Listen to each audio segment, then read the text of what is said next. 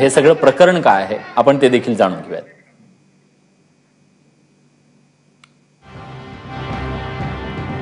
दुसऱ्या महायुद्धात ब्रिटिश लष्करानं नेवाळीतली ही जी जवळपास 1600-1700 एकर जागा आहे ती धावपट्टीसाठी संपादित केली। भारताच्या स्वातंत्र्यानंतर ही जागा स्थानिक शेतकऱ्यांच्या ताब्यात आली, म्हणजे जवळपास 46-47 नंतर ही जागा शेतकऱ्यांना मिळाली। तेव्हापासून या जमिनीवर शेतकऱ्यांचा ताबा आहे, त्यावर ते शेती करतात, त्यांच्यावरच त्यांची उपजीविका आहे।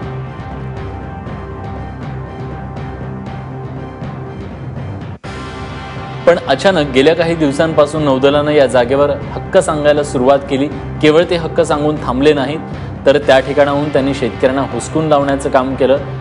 काही दिवसापूर्वी नौदलानं या जमिनीभोवती कंपाऊंड घालायला सुरुवात केली।